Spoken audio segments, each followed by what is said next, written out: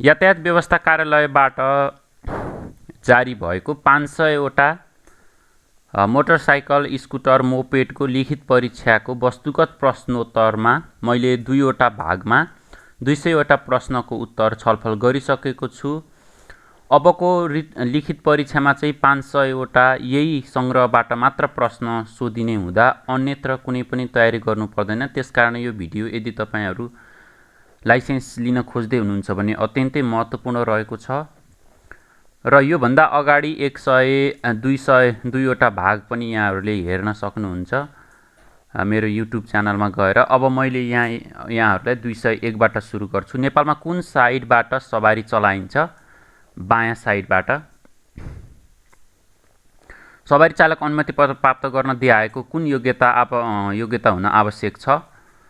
रतन्दो नभएको, न्यूनतम उमेर पुगेको, छारे रोग नलागेको, माथिका सबै यसको उत्तर हो।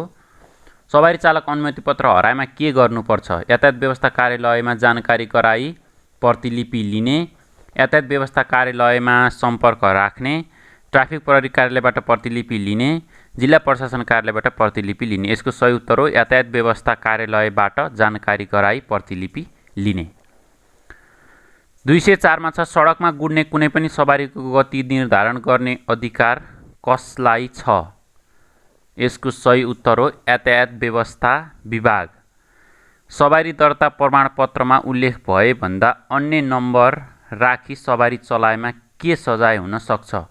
6 महिनासम्म कैद, रु 15,000 सम्म जरिवाना, सवारी जफत वा माथिका सबै।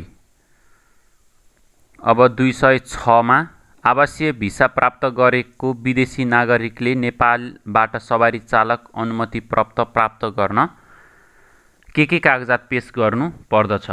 यसको लागि कार्यरत संस्थाको पत्र, पासपोर्टको प्रतिलिपि, भिसाको प्रतिलिपि, माथिको सबै।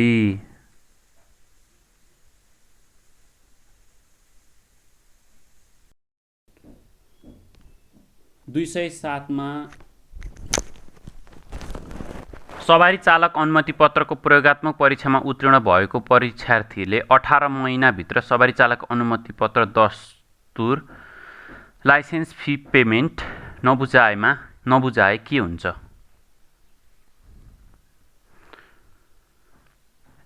पछि बुझाए पनि हुन्छ। सवारी अनुमति पत्र प्राप्त हुँदैन, पुनः ट्रायल दिन पाइन्छ, माथि कुनै पनि हुन्छ। सवारी अनुमति पत्र प्राप्त हुँदैन। सवारी दर्ता प्रमाणपत्रमा कुन कुन कुरा उल्लेख गरिएको हुन्छ? यसको सही उत्तर हो सवारी धनीको नाम थर, सवारी धनीको ठेगाना, सवारी दर्ता नम्बर र यी सबै कुरा, माथिको सबै। सवारी तथा यातायात व्यवस्था ऐन बमोजिम सार्वजनिक स्थान भन्नाले के बुझिन्छ? पुल, बाटो, पेटी, माथिको सबै। कूटनैतिक सुविधा प्राप्त सवारीको नम्बर प्लेटको रङ कस्तो हुन्छ? सही उत्तर हो नीलो। सवारी चालक अनुमति पत्र कति अवधिका लागि निलम्बन हुन सक्छ? 6 महिनाको लागि। सडकमा हिँडिरहेको व्यक्तिलाई सवारीले ठक्कर दिई मृत्यु भएमा दिइने बिमालाई के भनिन्छ? यसको सही उत्तर हो तेस्रो पक्ष बिमा। सवारी दर्ता रोका गर्ने अधिकार कसलाई हुन्छ? यातायात व्यवस्था कार्यालयलाई। मोटरसाइकल, स्कुटर र मोपेडको प्रयोगात्मक परीक्षा उकालो र्याम्प पार गर्दा अनुत्तीर्ण घोषणा हुन सक्ने अवस्था कुन हो? एक पटकभन्दा बढी अङ्कित रेखामा छोएमा, सवारी टायर अङ्कित रेखाभन्दा बाहिर गएमा, एक पटकभन्दा बढी खुट्टाले भुइँ टेकेमा, माथिका सबै।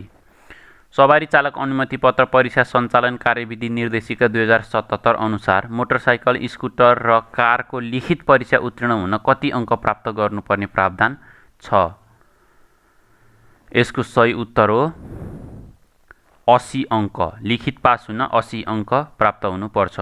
सवारी चालक अनुमति पत्र परीक्षा सञ्चालन कार्यविधि निर्देशिका 2077 अनुसार मोटरसाइकल, स्कुटर र कारको प्रयोगात्मक परीक्षा उत्तीर्ण हुन कति अङ्क प्राप्त गर्नुपर्ने प्रावधान छ?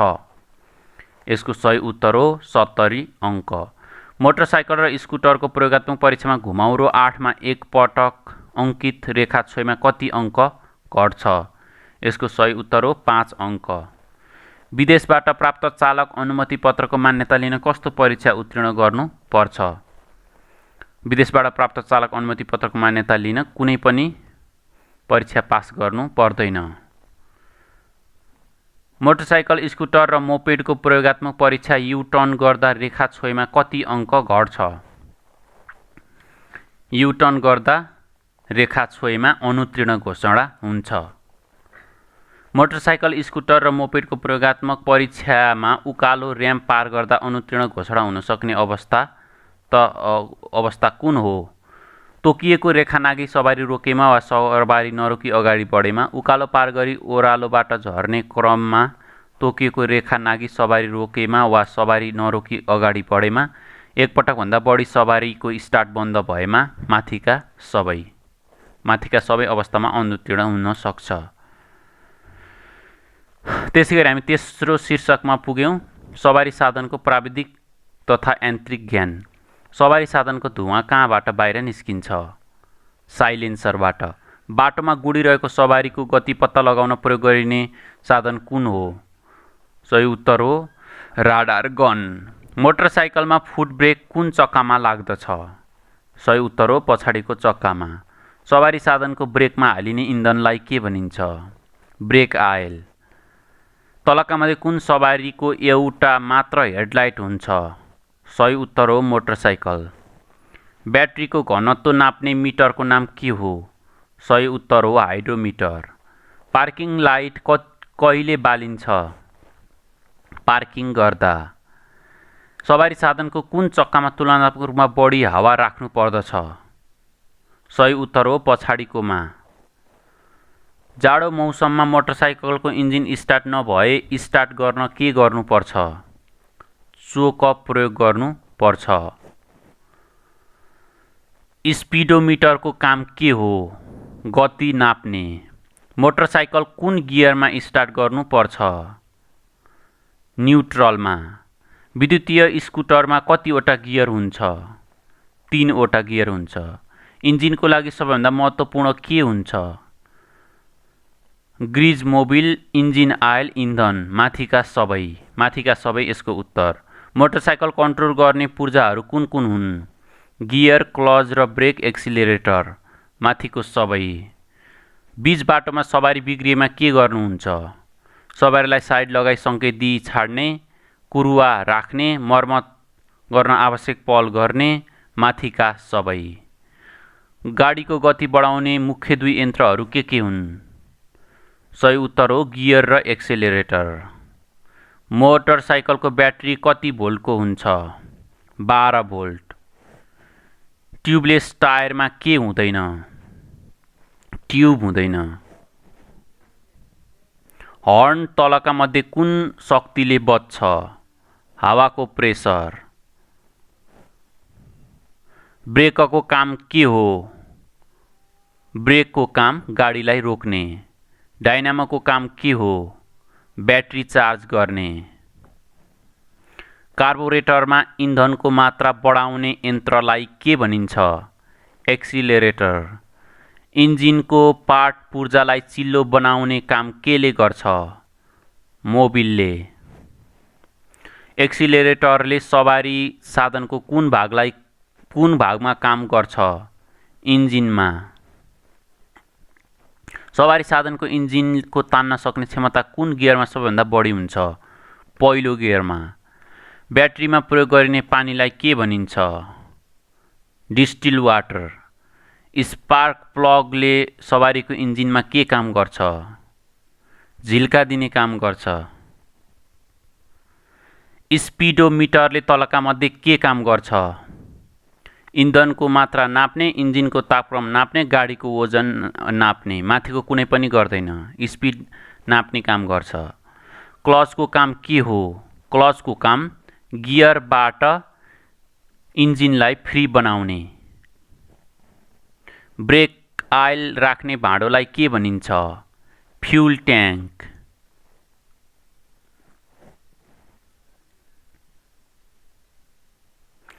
Fuel tank. मैले यहाँ जे एन्सर दिएको छ त्यसलाई मात्र व्याख्या गरिरहेको छु। डिप स्टिकको काम के हो? डिप स्टिकको काम मोबिलको मात्रा चेक गर्ने। सवारी साधनमा बिजुलीको मुख्य स्रोत कुन हो? ब्याट्री। तलका मध्ये कुन इन्धनबाट सवारी चल्दैन? Distil water. मोटरसाइकलको ह्यान्डब्रेक कुन चक्कामा लाग्छ? मोटरसाइकलको ह्यान्डब्रेक अगाडिको चक्कामा लाग्छ। फ्युल मिटरले के देखाउँछ? इन्धनको मात्रा। आयल प्रेसरले सवारीमा के को अवस्थालाई देखाउँछ? आयल प्रेसरले सवारीमा पेट्रोल डिजलको अवस्था देखाउँछ। मोटरसाइकल पछाडि बढाउँदा कुन गियरको प्रयोग गर्नुपर्छ? मोटरसाइकल पछाडि बढाउँदा न्युट्रल प्रयोग गर्नुपर्छ। इन्जिनको आयु बढाउन के गर्नुपर्छ? नियमित सर्भिसिङ गराउनुपर्छ। एक्सिलरेटर धेरै थिचे के हुन्छ? गति बढ्छ। बाटोमा टायर पङ्चर भएमा के गर्नुपर्छ? पङ्चर टालेर मात्र अगाडि जाने। मोटरसाइकलको इन्जिन ब्लक फुट्यो भने तपाईँ के गर्नुहुन्छ? यातायात कार्यालयबाट पूर्व स्वीकृति लिएर फेर्न लगाउने। गाडीको इन्जिन स्टार्ट गर्दा कालो धुवा आएमा के गर्नुपर्छ? इन्जिन मर्मतको लागि वर्कसपमा लाने। ड्यासबोर्ड मिटरमा रहेको आयल प्रेसर मिटरको रातो बत्ती बलेमा के गर्नुपर्छ? इन्जिन बन्द गर्नुपर्छ। सवारीको यान्त्रिक स्थिति ठिक नभएमा सवारी चालकले सर्वप्रथम के गर्नुपर्छ? मर्मत गर्नुपर्छ। सवारीमा मोबिलको प्रयोग किन गरिन्छ? इन्जिन सञ्चालनलाई सजिलो पार्न। कस्तो अवस्थामा ब्रेक लाइट बल्छ? ब्रेक लगाउँदा। इन्जिनमा कुन आयलको प्रयोग गरिन्छ? मट्टीतेल, डिजेल आयल, ब्रेक आयल। कुनै पनि यीमध्ये कुनै प्रयोग गरिँदैन। कार्बोरेटरले इन्जिनको लागि के काम गर्छ? इन्जिनमा इन्धन र हावाको मिश्रणलाई सप्लाई गर्छ। इन्जिनको पार्ट पूर्जालाई चिल्लो बनाउन केले काम गर्छ? मोबिलले। गियर बक्सबाट गियर आयल थोपा चुइन थालेपछि के गर्नुपर्छ? आवाज नआउन्जेलसम्म चलाई राख्ने। होइन, मर्मत गर्नुपर्छ। जाडो मौसममा इन्जिन स्टार्ट नभए स्टार्ट गर्न के गर्नुपर्छ? चोक तान्ने। त्यसैगरी इन्जिनको क्षमता केले जनाइन्छ? सिसीले। रिभर्स लाइट कति बेला बल्छ? गाडी ब्याक गर्दा। रेडिएटरमा के राखिन्छ? पानी। गियरबक्सको मुख्य काम के हो? चाहिएको स्पिडमा गुडाउने। फ्युल ट्याङ्कीमा रहेको इन्धन तानेर कार्बोरेटरलाई दिने काम केले गर्छ? एसी पम्पले। सवारी साधनमा सिसीले केलाई जनाउँदैन? मास्टर सिलिन्डरको क्षमता। ब्रेकको क्षमता, गियरबक्सको क्षमता। यो माथिको कुनै पनि होइन, उत्तर हो। यसमा गल्ती हुन सक्छ कुनै।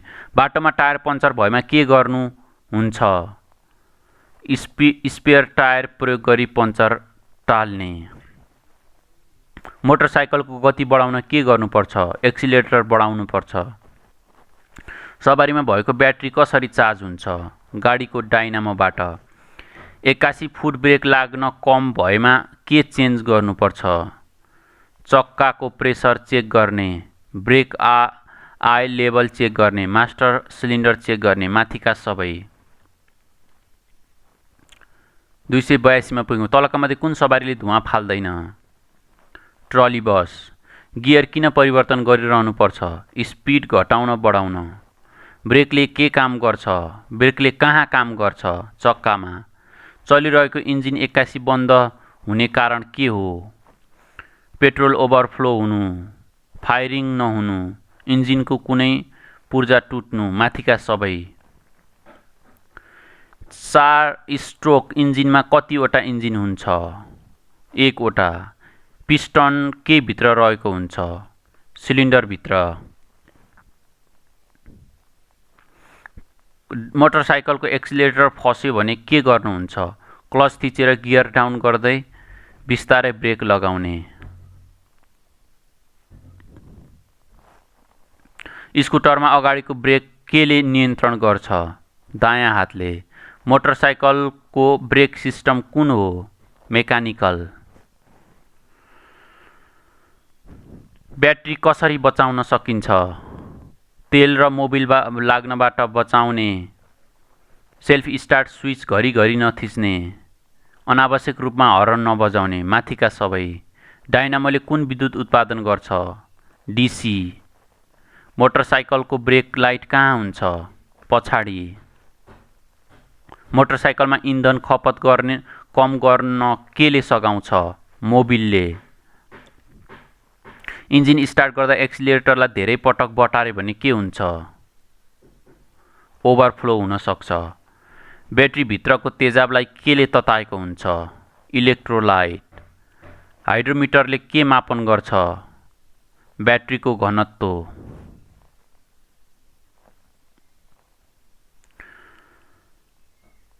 वार्निङ लाइट कति बेला बालिन्छ? इमर्जेन्सीमा। इमर्जेन्सी लाइटले कसलाई सतर्क रहन सङ्केत दिन्छ? पैदल यात्री, सवारी चालक, प्रहरी। माथिका सबै। डाइनामोबाट बढी बिजुली उत्पादन भयो भने केले नियन्त्रण गर्छ? भोल्ट रेगुलेटरले। यहाँहरू सबैलाई धन्यवाद। अब म भाग 4 लिएर आउने छु। भाग 1 र 2 हेर्नु भएको छैन भने यहाँहरूले हेर्न सक्नुहुन्छ। धन्यवाद।